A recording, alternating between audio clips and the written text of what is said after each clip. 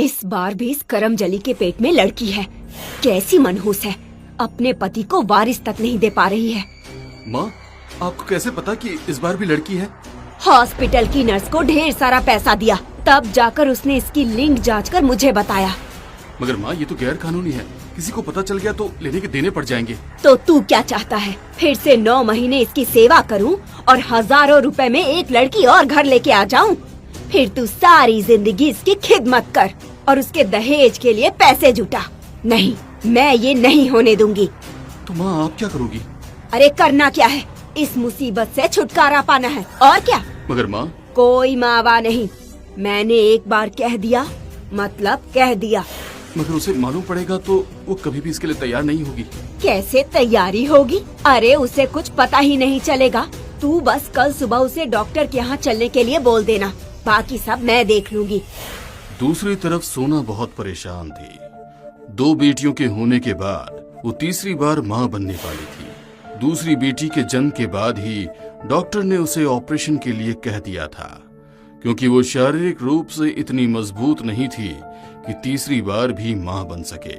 उसके बहुत मना करने के बावजूद पति राहुल अपनी मां की जिद के आगे हार गया और उन दोनों को अपने तीसरे बच्चे के बारे में सोचना पड़ा। मगर उसकी तबीयत इतनी खराब थी कि वो घर के रोजमर्रा के काम भी नहीं कर पा रही थी। सोना, कैसी हो? तबीयत तो ठीक है ना? मुझे बिल्कुल अच्छा नहीं लग रहा है। मैं कुछ दिनों के लिए अपने मायके जाना चाहती हूँ। तुम ऐसे क्यों बात कर रही हो? मम्मी तुम्हारा इतना ख्याल तो रखती है। कल तुम्हारे लिए डॉक्टर का स्पेशल अपॉइंटमेंट लिया है, सुबह जल्दी तैयार हो जाना। सोना को राहुल की बात पर यकीन ही नहीं हुआ कि उसकी सास ने उसकी बेहतरी के लिए डॉक्टर से अपॉइंटमेंट लिया होगा। वो नहीं जाना चाहती थी, मगर राहुल की जिद के आगे सुबह तैयार होकर अपनी सास के साथ हॉस्पिटल पहुंच गई।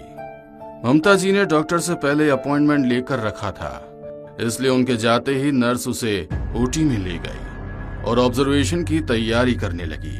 बेहोशी की हालत में सोना को समझ नहीं आ रहा था कि उसके साथ क्या हो रहा है, मगर सोना की शारीरिक कमजोरी के कारण उसे बहुत ज्यादा रक्तस्राव होने लगा, जिसे देखकर नर्स और डॉक्टर दोनों डर गए।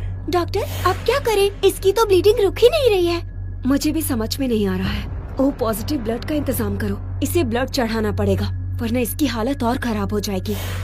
डॉक्टर के कहते ही नर्स तुरंत ओटी से बाहर निकली और ब्लड का इंतजाम करने में लग गई। दूसरी तरफ सोना की हालत गिरती जा रही थी। नर्स ब्लड लेकर पहुंच पाती उसके पहले ही सोना मर चुकी थी। We are sorry, she is no more. कमजोरी के कारण बहुत ज्यादा ब्लीडिंग हो गई, हम उसे नहीं बचा पाए। अपनी पत्नी की मौत की खबर सुनकर राहुल तो टूट सा गया, मगर ममता जी खुश हो गई। अब वो अपने बेटे की दूसरी शादी करने के लिए स्वतंत्र हो गई थी। अरे क्यों फिक्र कर रहा है तू? क्या कमी है तुझमें? तेरे लिए लड़कियों की लाइन लगा दूंगी। अभी इसके मायके वाले को फोन कर, उस मुसीबत से छुटकारा पाते हैं। सोना का अंतिम संस्कार कर जब राहुल घर लौट रहा था, तब अचानक साफ मौसम में तूफान आ गया। तेज तूफान के कारण राहुल की गाड़ी चलाना मुश्किल हो रहा था। बारिश के कारण कुछ भी सामने नजर नहीं आ रहा था। तभी अचानक उसे ऐसा लगा कि उसकी पत्नी सोना सामने खड़ी है। उसने तुरंत झटके से ब्रेक लगाया, मगर गाड़ी उसकी पत्नी से जाकर टकरा गई। सोना, नहीं, ये नहीं हो सकता। ये कहते हुए राहुल सोना को ढूंढने के लिए सड़क पर उतर गया। वो जोर जोर से आवाज देकर बीच सड़क पर बैठे बैठे रो रहा था। तेज बारिश और हवा आंधी के बीच कार के दरवाजे खुले और ऐसा लगा कि मानो कोई ड्राइवर के पास वाली सीट पर आकर बैठ गया हो। कुछ ही पल के बाद मौसम एकदम साफ हो गया। तभी राहुल के मोबाइल पर उसकी माँ का फोन आया। फोन की आवाज से राहुल को जैसे होश आया और वो सड़क के बीच में उठकर वापस कार में बैठ गया और घर पहुंच गया। पानी में भीगे हुए राहुल के पैरों की छाप घर में बन रही थी और उसके पैरों के साथ ही 2 पैरों की छाप और बन रही थी, मगर वो पैर उल्टे थे। सोना को मरे हुए 4 दिन हो चुके थे।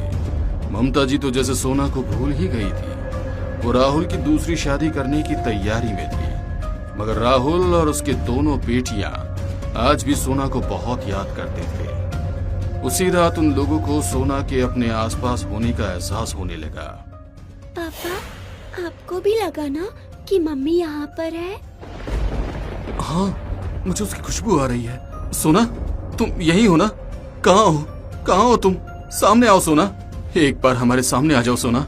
राहुल और उसकी दोनों बच्चियों को सोना नजर आने लगी। दोनों लड़कियां बहुत खुश हो गई, क्योंकि उनकी माँ उन्हें छोड़कर कहीं नहीं गई थी, बल्कि उन्हीं के पास थी।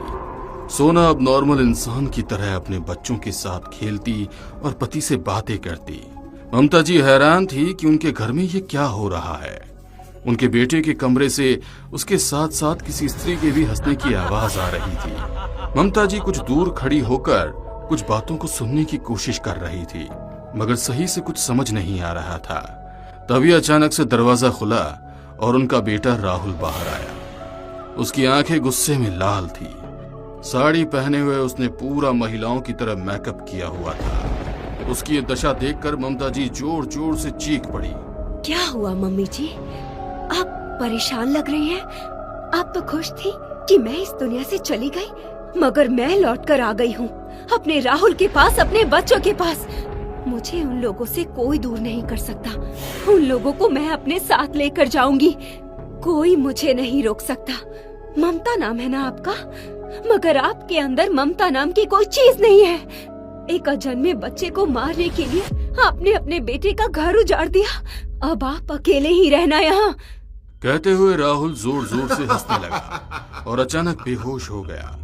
जब उसे होश आया तो खुद को देखकर शर्मिंदा हो गया। माँ, ये सब क्या है? और ये मैंने साड़ी क्यों पहन रखी है?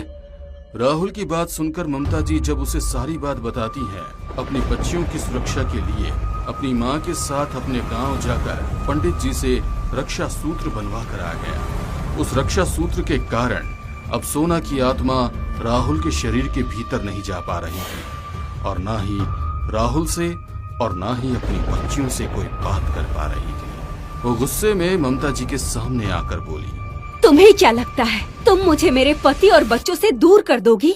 नहीं, कभी भी नहीं। मैं उन्हें अपने साथ लेकर ही जाऊंगी और तुम यहाँ पर रहना अकेली। कहते हुए गुस्से में उसने पूरे घर का सामान अस्त व्यस्त कर दिया। उसकी आत्मा का रौद्र रूप देखकर ममता जी परेशान हो गई। अगले दिन सोना की आत्मा अपने बच्चों के सामने खड़ी थी। बच्चे अपनी माँ को देखकर बहुत खुश हुए। आओ बेटा, मेरे पास आओ। सोना के बुलाने पर दोनों लड़कियां उसकी तरफ बढ़ने लगी। तभी सोना ने उन्हें रुकने का इशारा किया। बेटा, तुम्हारे हाथ में जो धागा बंधा है, इसे खोलकर मेरे पास आओ। राहुल, तुम भी मेरे पास आओ। देखो, हमारी तीसरी बेटी तुम्हें बुला रही है। देखो, आओ आओ अपनी बहन के पास आओ बेटा। राहुल और उसके दोनों बच्चे सम्मोहित होकर सोना की तरफ देख रहे थे। सोना की गोद में एक छोटी सी बच्ची थी जो मुस्कुराकर लोगों को अपने करीब बुला रही थी। तीनों ने सम्मोहित होकर अपने हाथ का धागा खोल दिया। ममता जी के मना करने के बावजूद वो सब लोग सोना की तरफ बढ़ने लगे। जैसे ही राहुल ने सोना की गोद में से बच्ची को लिया, एक तेज बवंडर आया और तीनों उस बवंडर के अंदर घूम रहे थे। जैसे ही वो बवंडर शांत हुआ, तीनों की लाश जमीन पर पड़ी थी। सोना अपने साथ अपने पूरे परिवार को ले जा चुकी थी। ममता जी के पास पछताने के अलावा कुछ भी नहीं बचा था। पोते की चाह में उनका घर उजड़ चुका था।